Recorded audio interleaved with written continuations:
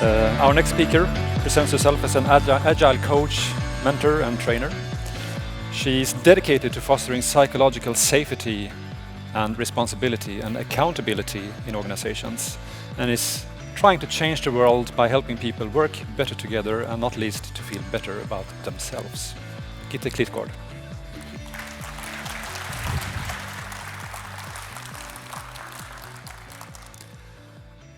So all this is true. I work very much with safety. I call myself an agile coach, and I have for many years, but I'm sort of not, because I don't come in to help people do agile. I help them talk with each other. Kevin just said we should talk to each other.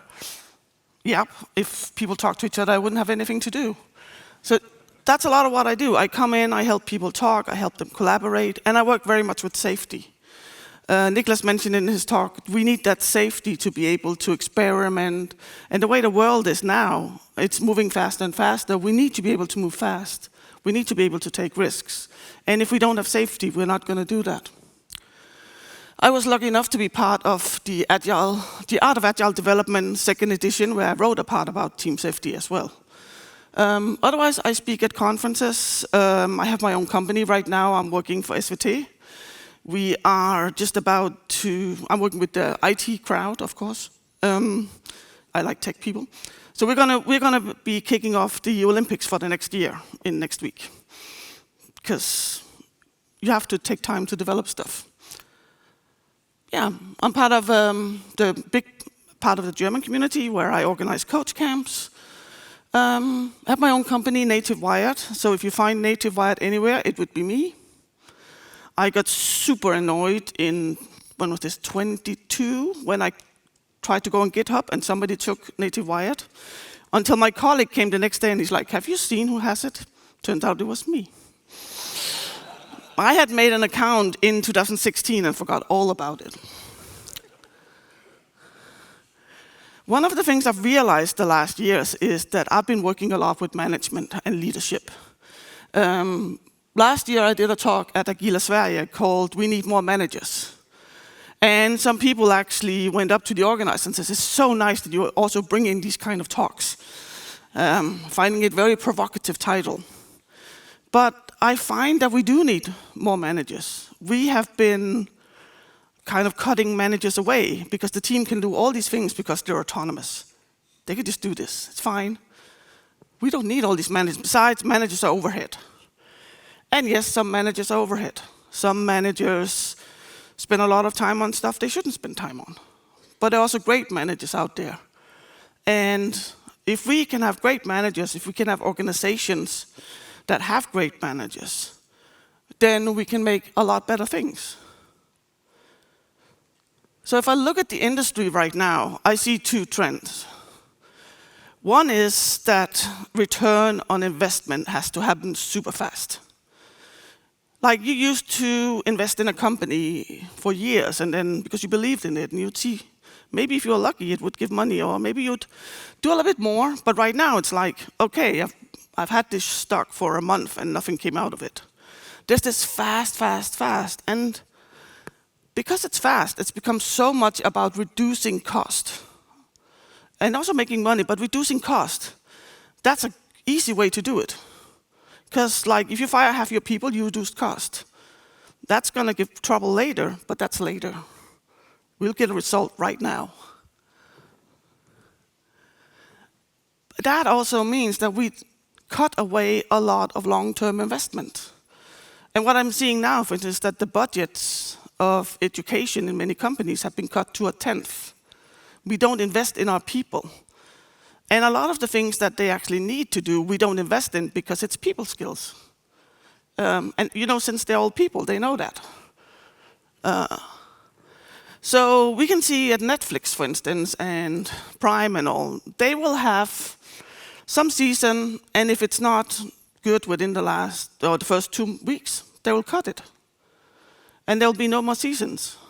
Used to be like you would buy 3 seasons and then maybe we'll do later. But now it's like, oh yeah, no, we don't like it. We just act so fast. Another example is Spotify, who in end of 23 fired 17% of their people. And then in January, this came out. This is a headline from Fortune magazine. Spotify CEO surprised by how much laying off 1,500 employees negatively affected the streaming giant's operations. So when he was firing all these people, what he said is, we have way too many people who support the people who do work. And we also have people around the people who do work. These are not necessary. We don't need these. So that's why they got fired. The stock went up 60% during that time. It did not hit the targets. There was not growth in users. There was not enough, it was not profitable. And he came out and he said this, but I still think it's the right thing, and the stock went up again. You go out and say, hey, our product is not as good as it should be, but we saved a lot of money. So that's one of the things I see is there's this thing, we want it now, right now. The other part is a little bit about teams can just do anything, you know. Who needs UX? I mean, you know, basically it's just about a way of working. I mean, the team can figure that out. Since they're the ones doing the code, they should do the testing, design. Well, that's basically just the user interface, you know, and we need programmers for that as well. Management, yeah, they're just overhead. So we take away a lot of the things. So I believe that UX testing and design should be in a team. It doesn't have to be individuals, but it should be in a team.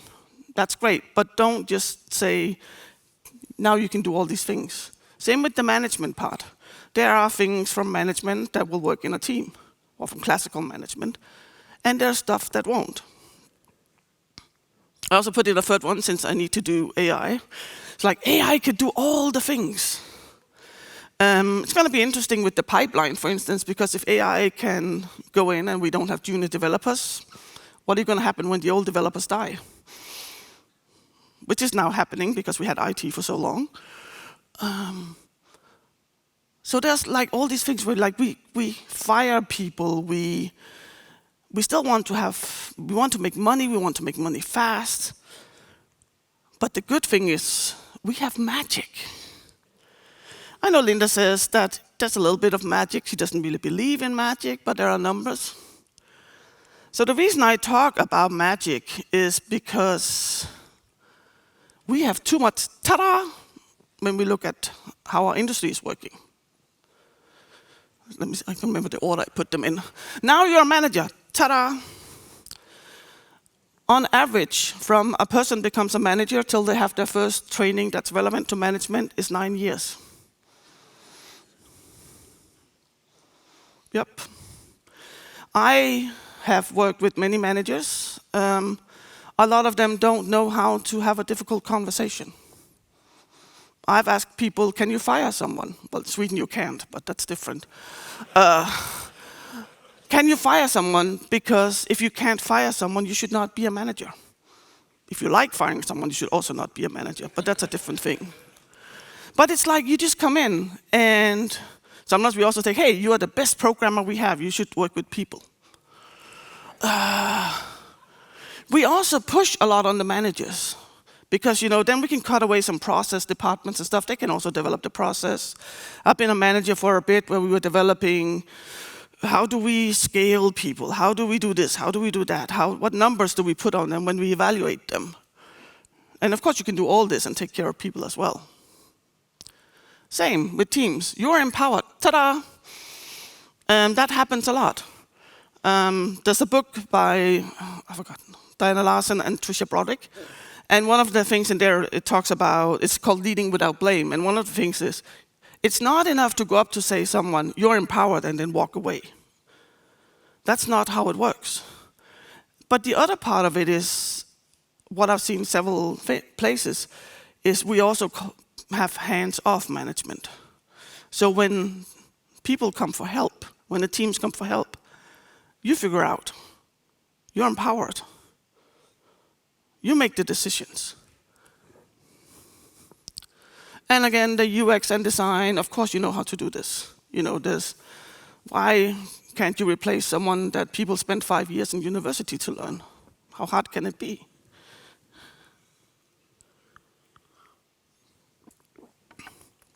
So the thing with magic is it doesn't work. Linda's right. She always is.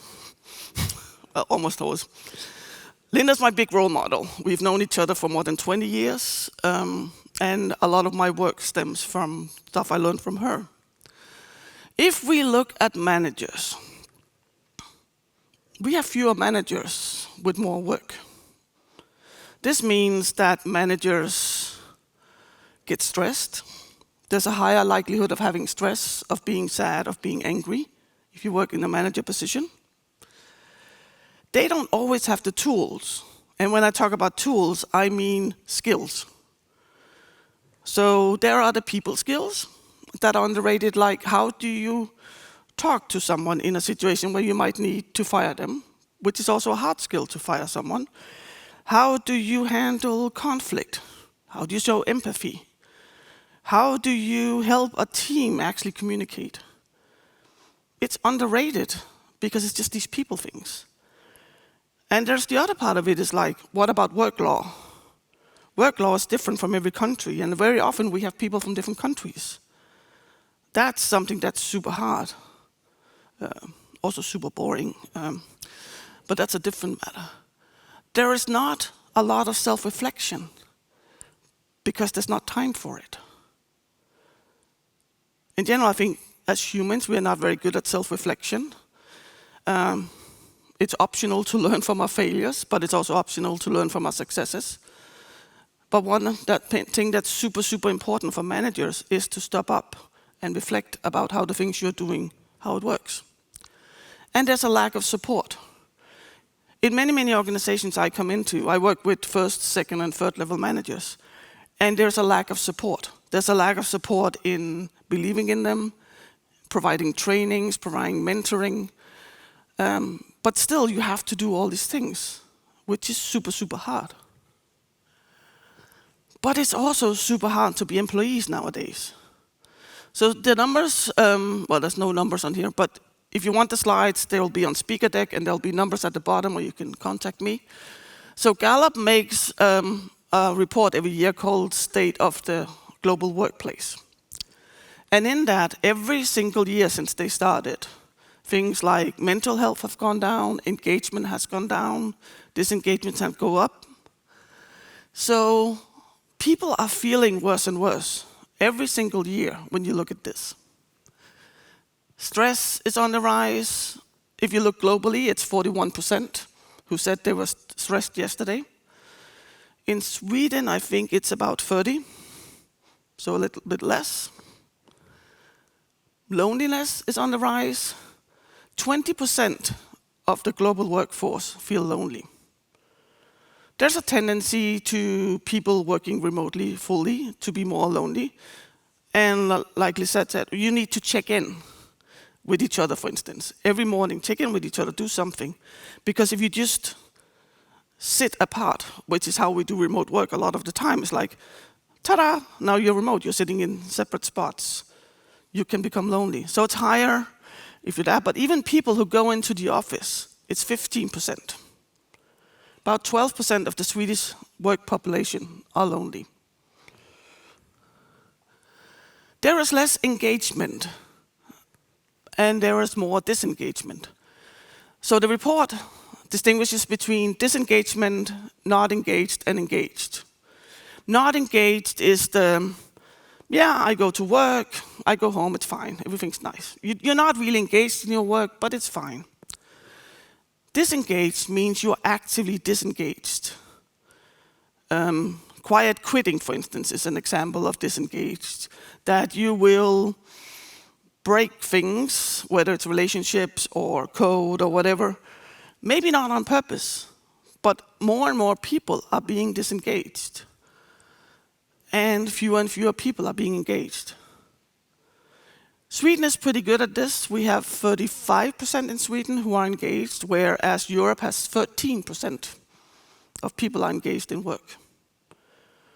About 30% of the European population is actively looking for new work. About 50% of the world population is looking for new work. And I'm talking actively looking, not just like, yeah, if an opportunity comes, I might change.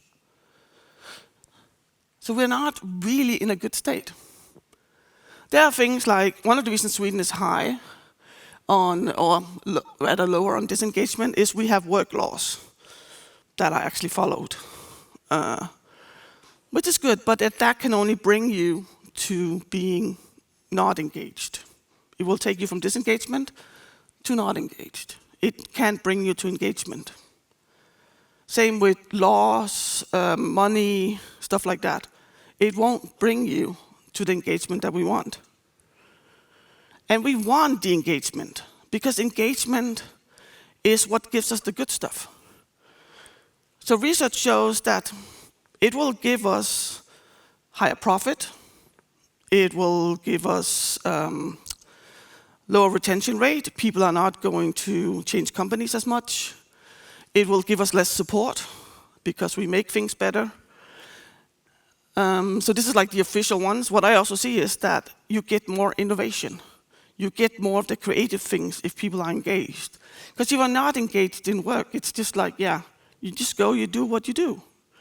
If you're engaged, that's when it becomes interesting, and that's when you want to try things out, if you can. So some of the research that they did last year at Gallup showed that 70% of the engagement is dependent on managers. So if you have good managers, you will have up to 70% more engagement.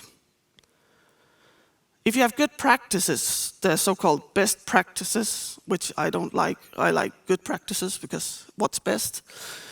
But according to them, best practices, you will have 75% of managers being engaged. You will have 70% of people being engaged, which is very different numbers than the 13% we have in Europe right now. But it requires that you have someone who can take care of you, who can create an environment where you do want to work in this way, where you do feel engaged. These are like the 5 things that a manager can do. So people need purpose. We need to know why we're here. What am I actually doing? What's the product I'm working on? But also, how do I contribute? They need to know that they're developing, that they're growing, that they're learning, that things are happening. They need a manager who cares about them. They need ongoing conversations with that manager, because you need to evolve. You need to know what's going on. You need to have a place where you feel safe. And you need to have a focus on strength. And all of this is what a good manager can do, or what a good manager will do. You will talk to people. You will help them see where they fit in the organization. You will help them with clear expectations. You will work with them on how they can develop, whether that, in my opinion, a good manager will help you whether that development is in the organization or you leave. That can sometimes be hard, because managers are also measured on how the people are in their team. And interesting enough, if we look at high-performing teams, these are some of the same things. The structure and clarity is super important. One of the things that I find when I'm working with companies is that having that structure, having clear expectations, is something that is necessary for people to be not only high-performing, but also to thrive. Our brain doesn't like this, you can do whatever. That's not good. We want to rein it in so that our brain knows what's expected. Because the thing is, if we don't know what's expected of us, what we're going to do is we're going to guess what's expected of us.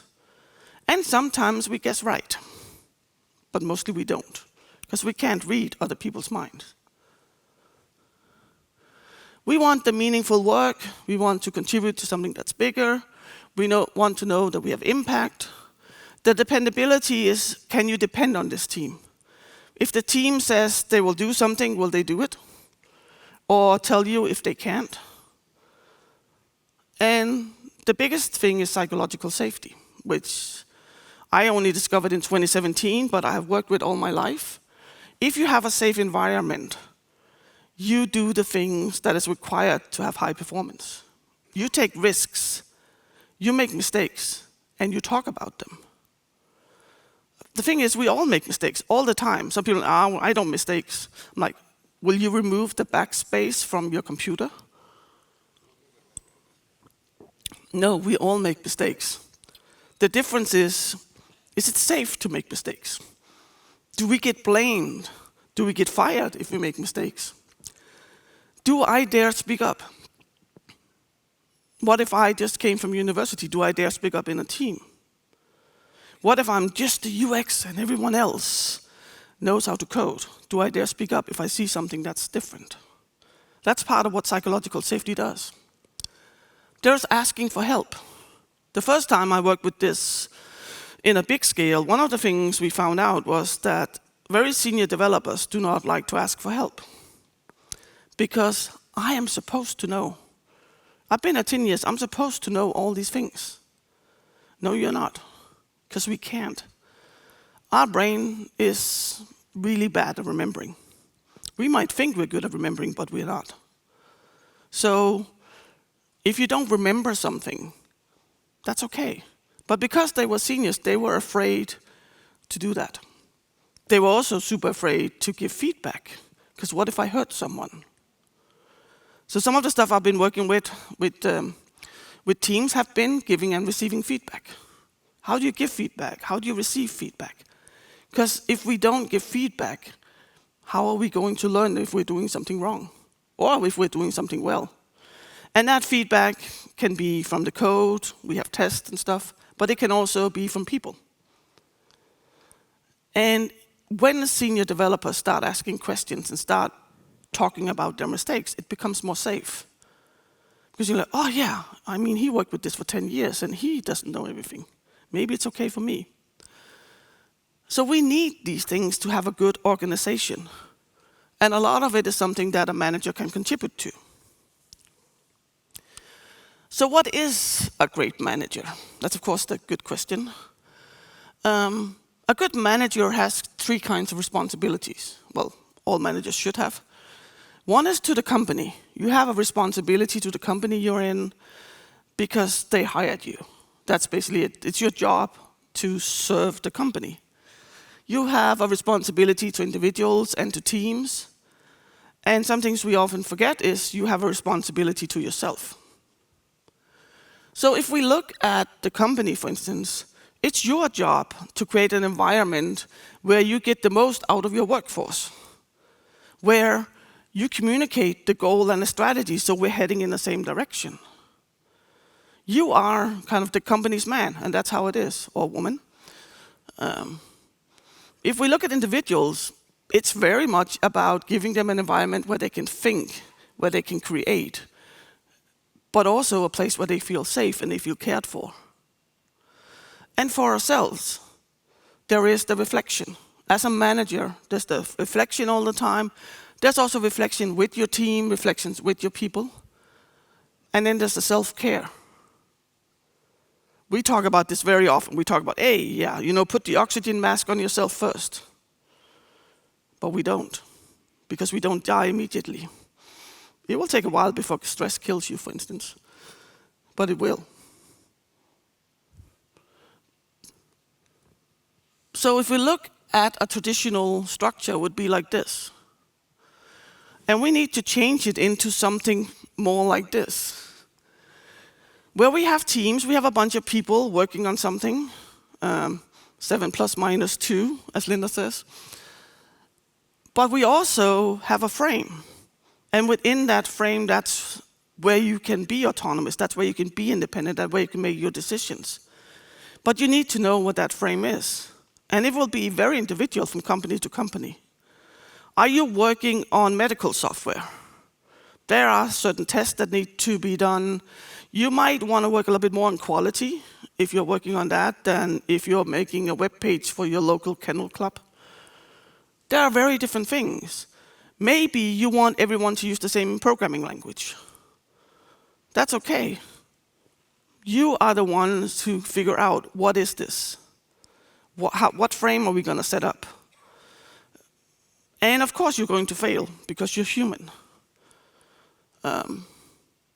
But as Lisa said, do it do it well, do it better. Try it out. But that is part of what a manager should do. That's part of what a great manager does, is to maneuver the organization and figure out what is needed. The other part of it is taking care of the team. Because when we have all these teams, often they will need to learn how to be an autonomous team, independent team, however we call it. Because they don't know how, they've never done this before. And even if they have done it before, they're in a new constellation often. So part of what a good manager does is help people learn how to do this. Learn how to be in a team, learn how to collaborate. Talk to people, talk to individuals, helping them grow, also when it comes to teamwork. Because we need all the brains we can get. We need all the different brains. We don't need someone who goes like, now you do this. That's not how it works anymore. Whatever we are working on, it's so complex that we need all the brains we can put in. Also, people own their work more when they're part of actually figuring out what needs to be done.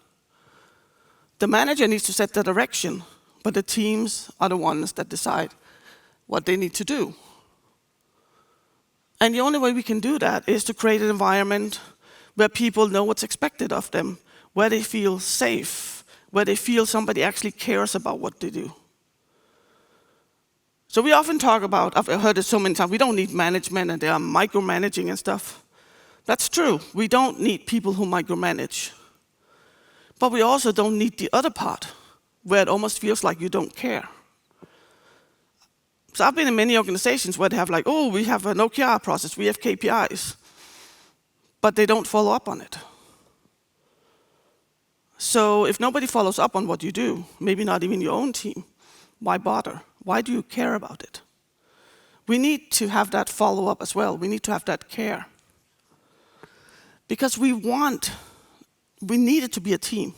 Very often when we say team, basically we mean, well, in the old days, like 6 years ago, we would say, oh, the team, that's those 6 people sitting in the same room delivering something.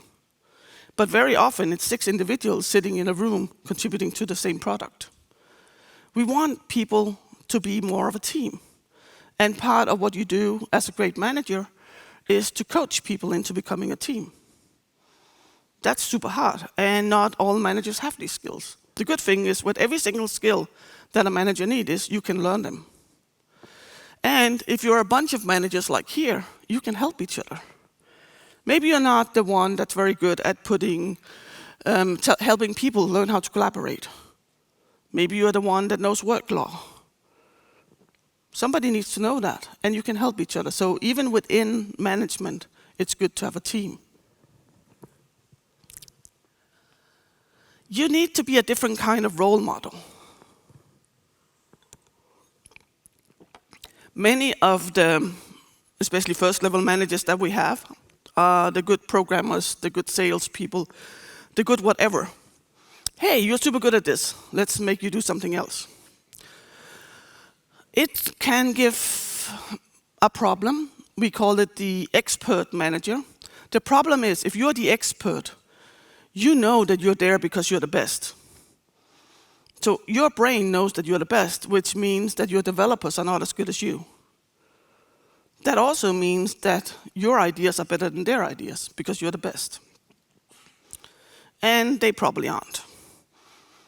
You can't know what 6 people know, what 6 people working together can know. And hopefully, as you become a manager and you work as a manager, you will start focusing more on some of the manager things. But expert is something we see a lot. We also see the heroic manager. Oh, look at my team, they just did all this. I'm very good at this. My team does all these things, great things. The problem with managers like this is they can't leave. I talked to a manager once, it's like, I can't go on vacation because people will call me. Yeah, that's what a hero is, that's what an expert is. And sadly, our organization goes, oh, look at them, they made their team does this, so we promote them. What we really need is a catalyst. We need someone who can help the team grow, who can help the team create that frame within where they can develop as humans, they can develop as employees, they can develop whatever product they're working on. That's what we need. But the problem is, those are invisible. So they don't get promoted. When we put in the experts, very often what you role model is the craft. And I think it's super good to have role models in craft because sadly in our industry and many others, we don't take our craft seriously enough. But as a manager, you need to be a role model in behavior. You need to be vulnerable. You need to say that you make mistakes. You need to collaborate with people. You need to care. You need to know what it's like to say, hey, I don't know. There are many things, and that's part of what you need to do. You need to change your role modeling. So good managers have organizational skills. They know what happens in an organization. They know about sales. They know about systems theory. Because just knowing about your craft is not enough when you want to be a manager. You need to know a bit more how an organization works. And if you don't know that, you're going to struggle.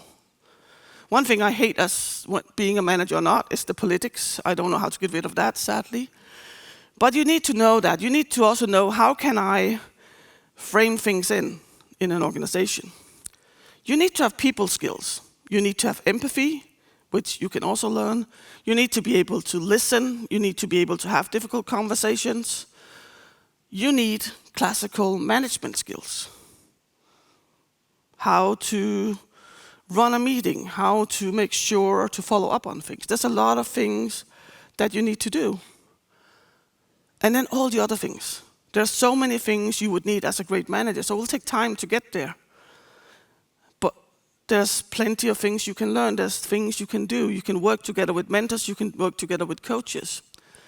And it's all about balance. We can't have just one or the other. This hands-off management doesn't work. Micromanagement doesn't work. We need to have some times where we set a direction, even sometimes where we make a decision. Something that pisses me off is when a manager comes, hey, you can choose this, and then the team chooses the wrong thing. Then it's not a choice. Tell them. If it's not a choice, tell them. This is what you have to do. Within that, you can do whatever. But sometimes a manager needs to make these decisions. And sometimes you need to allow people to fail, because that's also super important. So I'm going to take out one skill, because one of the things you need to learn is to be kind. You need to have a manager who's kind. Of course you do. A lot of managers want to be nice because they want to be liked. It's great to have a nice manager. Nothing is ever wrong. I work with managers who don't know how to give negative feedback. Also, they don't know how to give positive feedback, but that's because we suck at this in the Nordic countries. But as a manager, you need to be able to give negative feedback.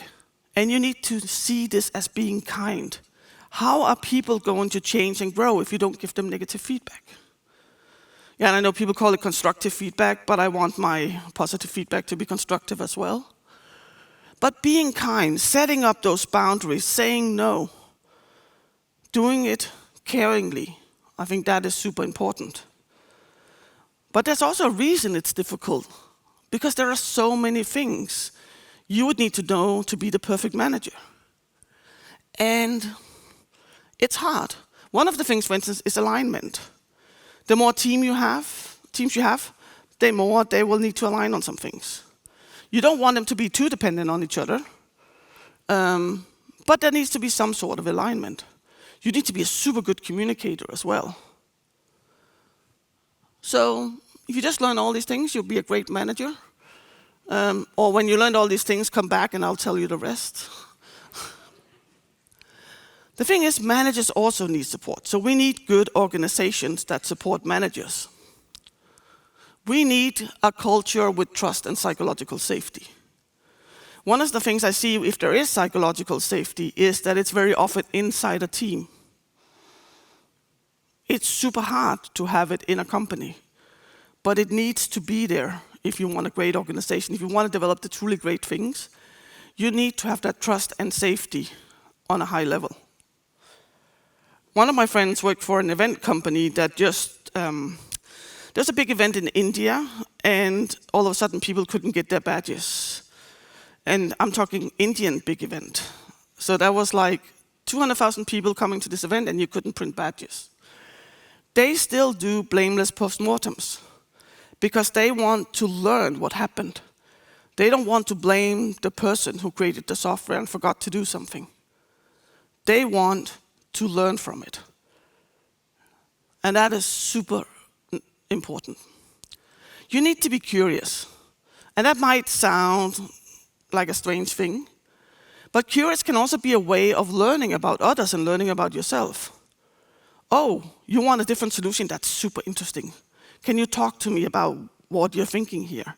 Instead of saying, you know what, that doesn't really work. Be curious about things, try out things. Oh, and one thing, test the stuff you try, whether you test if the product is the right thing or the code is right. I see minimum viable products, which basically means we're going to do something very small and throw it in production, where you're actually supposed to have a hypothesis and you're supposed to test and then pull it back if it doesn't work. So remember to do that as well. Remember to constantly evaluate. Talk about making mistakes. Not just it is okay to make mistakes, but you are expected to make mistakes. Because if you don't make mistakes, you are not challenged enough, or you're not safe enough. And those are things we need to fix. As an organization, you can also put up guardrails. Like if you are in a place where there is like a factory floor, you will have to wear a hard hat, and there will be literal guardrails that you hold on to. We can do that as well when it comes to people, when it comes to software. Because if you put out these guardrails, then you can do the fun stuff. You can make the fun mistakes, which are more interesting to figure out why it's mistakes, but it's more interesting. And that's sometimes where we get the great ideas. Did you know that the glue for Post-it notes was supposed to be super strong? It wasn't. But they made a lot of money on Post-it notes. You need to reflect, and you need to take the time to learn, which is another problem in today's life. We want to grow, we want to learn, we want everything. Maybe sometimes we should just stop and learn. Maybe it's okay to just grow 10% instead of 20% and actually create good software, actually learn from it. There needs to be a support structure. That can be mentoring, it can be coaching. It doesn't have to be like a coach, it can be someone else in the organization. There needs to be some sort of support structure. When we talk about stress, for instance, one of the things I see very often is it's put on the individual. Look, here's a mindful training, or here's some gym you can do, but a lot of stress, depression, anxiety, loneliness comes from how we organize. It's still good that you can get help with it when stuff happens, because we do have people who break down every day. And then value the catalyst. And this is the hardest part, because you kind of need to figure out how to value the catalyst. But I think it's also because we look at individual performers. We go like, we want you to work as a team, but we're going to evaluate you individually. If you have a team with 5 developers and 4 are super good coders, but they're not very good at interacting with other teams, and you have one person who's good at interacting with other teams, that person is as valuable because they provide a skill that's needed in the team that the others don't have. But very often the way we evaluate it is, nah, they're not very good coders, they should get a warning. We need to figure out ways to make this visible and to promote it. And then we need accountability. Some people don't like the word accountability because it's seen as a bad thing, and it can be. So if you're old enough, you might have seen The Good, the Bad, and the Ugly. Also, if you have time enough, because it's super long, I would watch something else with Clint Eastwood. But a lot of the accountability that we talk about, that we see, that we don't like, is the bad accountability. Okay, you're responsible for this, and if it goes wrong, we're going to blame you. The good accountability is when we talk about it, when we decide on what is your accountability, whether it's inside a team, between layers, We need to have that accountability, and it needs to go both ways. It needs to be an agreement. It's not about blaming, and there's actually two things in it. One is take the responsibility is part of being accountable. But the other part is to give account. If you as a team want to be independent, you need to be able to give account. What's happening? How are things going? Because how else will your managers know? They will have to come in and poke. As a manager, you need to go up to the next level, see what's going on. You need to have that account. And then, of course, the ugly one is where they don't tell you you're accountable, but they still punish you when you get to it. So accountability, I found, is actually a big part also of creating a safe environment, because people know what's expected of them. But it needs to go both ways. You need to also have your managers be accountable, no matter how many layers there are. They need to be accountable for something. They need to give you account, for instance, about the strategy. They need to, when they make promises, they're supposed to keep them. There are a lot of things, and you need to have this in place as well. And then you need to look at the hierarchy of abstractions. No matter how low your hierarchy is, there is still a level of abstraction. Sometimes we want to be nice and we want transparency, so we want to serve all the information. As a manager, I've been sitting with developers ready to cry because they went on a strategy day. And they don't understand what's happening because they don't speak strategy, just as the board does not speak code. So part of what you need to do as a manager is to kind of filter what is necessary. If they want to read the strategy, they can do. But if you want to work with a team or a department on strategy, don't use the same language as you use for board members.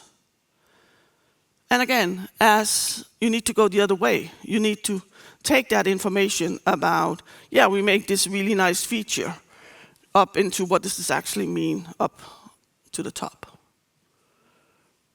So that's all you have to do to have a good department. Yeah, it does sound a little bit like magic. And I said magic doesn't exist. It sort of does. I see pockets of great managers here and there. Like, I am now, as I said, working with SVT, News and Sports, actually. And they have alignments twice a year. It is actually the product owners of the teams and the teams themselves who decide the priority. They will get input, but they are the ones deciding the priority. Almost every single team checks in with each other every morning, no matter if they're remote or if they're in the office. So they do a lot of the things that you're supposed to do. The managers care about people and take care of them, but they also set expectations. In fact, they have a whole set of expectations. We expect you to collaborate. We expect you to learn. We expect you to provide value. We expect you to do quality. And by having that, you can create these pockets. And now they're already doing good, and they can learn how to do better. So basically, we need to invest in people. The way we're doing it now is we're draining, and at some point we're going to have to pay the cost. The workforce is struggling terribly.